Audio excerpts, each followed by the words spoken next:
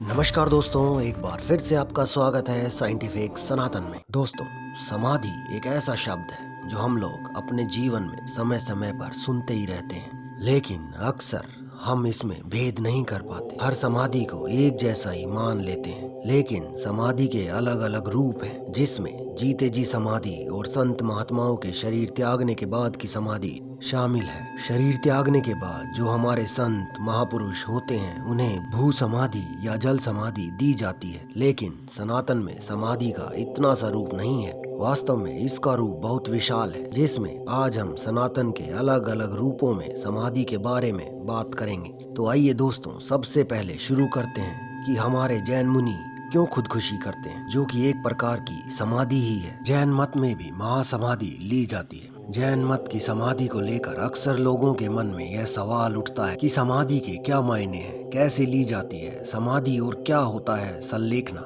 इसे क्यों कहते हैं खुदकुशी। जैन संतों द्वारा ली जाने वाली समाधि को सल्लेखना कहते हैं। जैन मत के अनुसार सल्लेखना एक प्रकार की आत्महत्या है। सल्लेखना के माध्यम से जैन संत नश्वर जीवन की मुक्ति बिना किसी विशेष कर्मकांड के प्राप्त करते हैं। हालांकि सल्लेखना से जुड़े कुछ नियम भी मौजूद हैं। जैन मत में अगर किसी संत को समाधि यानी कि सल्लेखना लेनी है तो उसके लिए उन्हें अहिंसा, संपत्ति का संचय, झूठ बोलना, चोरी आदि कृत्यों का त्याग करना पड़ता है। असल में जैन मत में सल्लेखना परंपरा बहुत खास मानी जाती है। इस परंपरा का पालन मृत्यु आने पर करते हैं। असल में जब किसी व्यक्ति को यह लगता है कि उसकी मृत्यु आने को है और कुछ ही दिनों में उसका शरीर प्राण छोड़ सकता है, तब वह व्यक्ति स्वयं ही भोजन और जल का त्याग कर देता है। दिगंबर जैन शास्त्र के अनुसार इसे ही महासमाधि या सल्लेखना कहा जाता है। ऐसा कहते हैं कि सल्लेखना का पालन करना बहुत कठिन होता है। इस दौरान शरीर को बहुत कष्ट भोगना पड़ता है। इस परंपरा का इतिहास भी है, जिसके मुताबिक जैन शब्द की उत्पत्ति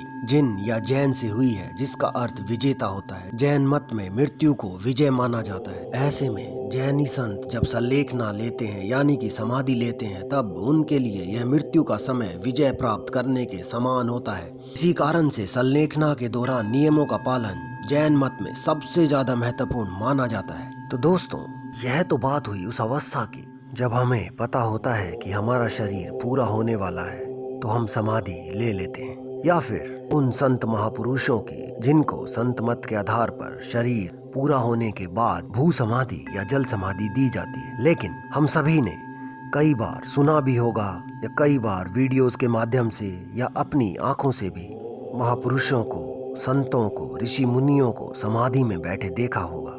ना तो उनका शरीर पूरा हुआ होता है, ना ही उनका शरीर पूरा होने वाला होता है, लेकिन फिर भी वो समाधि में माने जाते हैं। तो ऐसे लोगों की समाधि को क्या कहते हैं और क्यों वो ली जाती है, आइए जानते हैं इसके बारे में भी। हिंदू मत और बौद्ध मत दोनों में ही समाधि को बहुत ही महत्वपूर्ण माना गया है। बौद्ध धर्म में समाधि को समाप्ति के नाम से जाना जाता है, जो आध्यात्मिक विकास और ध्यान के उन्नत चरणों को व्यक्त करती है। ये शब्द मानसिक अवशोषण, चिंतन और गहन एकाग्रता की स्थिति का वर्णन करते हैं, जो आत्मिक शांति, ज्ञान और आध्यात्मिक प्राप्ति की गहन भावना को जन्म देता है। समाप्ति का शाब्दिक अर्थ एक साथ लाना या इकट्ठा करना कहलाता है, जिसमें व्यक्ति एक वस्तु पर फोकस करता है और उसी वस्तु में पूरी तरह से लीन हो जाता है। इस अवस्था में मन पूरी तरह से ध्यान की वस्तु पर केंद्रित होता है और अन्य सभी विकर्षण अवरुद्ध हो जाते हैं। समाप्ति को अक्सर समाधि की उन्नत अवस्था तक पहुंचने के लिए एक पूर्व शर्त के रूप में माना जाता है। दूसरी ओर हिंदू मत के अनुसार समाधि गहरे ध्यान की एक अवस्था है, जिसमें ध्यान करने वाला ध्यान की वस्तु के साथ एक हो जाता है और स्वयं के बारे में जागरूकता खो देता है। इस अवस्था को हिंदू मत और बौद्ध मत में आध्यात्मिक प्रथाओं का अंतिम लक्ष्य माना जाता है और इसे अक्सर शुद्ध जागरूकता, शांति और आनंद की स्थिति के रूप में वर्णित किया जाता है। हिंदू मत में समाधि को परमात्मा के साथ मिलन की स्थिति माना जाता है, जिसमें व्यक्तिगत आत्मा परम वास्तविकता या ब्रह्म के साथ एक हो जाती है। बौद्ध मत में समाधि को जन्म और मृत्यु के चक्कर से आत्मज्ञान और मुक्ति तक पहुंचने के साधन के रूप में देखा जाता है। समाधि की अवधारणा का पता उपनिषद और भगवत गीता जैसे प्राचीन हिंदू ग्रंथों से लगाया जाता है।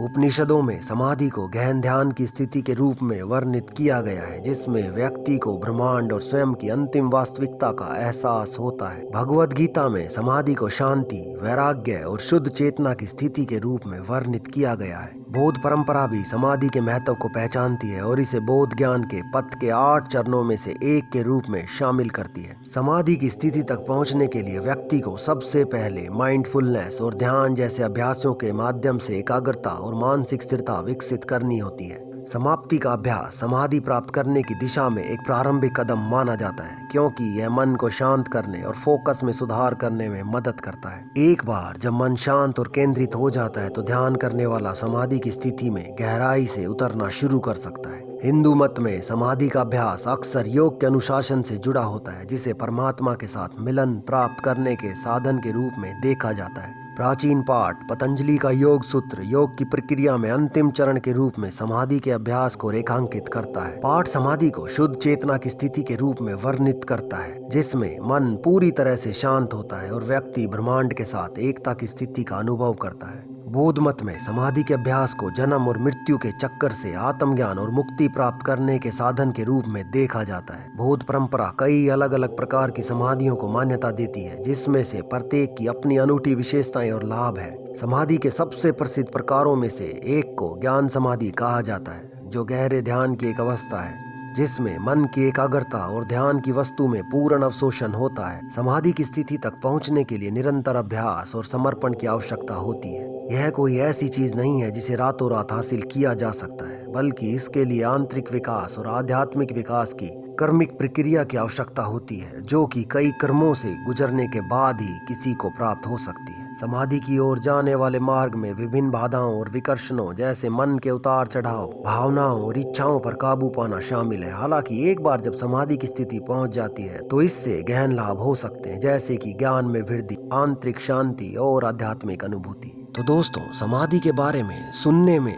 या हमारे बताए जाने में जितना आसान लगता है उतना यह होता नहीं है। समाधि तक पहुंचने के लिए ही एक मनुष्य को ना जाने कितनी प्रक्रियाओं से गुजरना पड़ता है। अगर हम लोगों से यह कह दिया जाए कि 15 से 20 मिनट एक साथ बैठकर प्रतिदिन ध्यान लगाइए, तो उतना करना ही हमारे लिए काफी मुश्किल हो जाता है। बौद्ध मत, हिंदू मत और जैन मत में समाधि को सबसे उच्च स्तरीय माना गया है, तो यहाँ तक पहुँचना महापुरुषों के ही बस की बात होती है और कोई विरला ही वहां तक पहुंच सकता है। तो दोस्तों, कैसा लगा आपको आज का ये वीडियो? कमेंट सेक्शन में अपने विचारों को हमारे साथ अवश्य शेयर करें, और अगर वीडियो अच्छा लगा हो तो सबसे पहले वीडियो को अपने दोस्तों के साथ शेयर करिए, वह वीडियो को लाइक करिए और हमारे चैनल को सब्सक्राइब जरूर करिए। तो दोस्तों, देखते रहिए साइंटिफिक सनातन।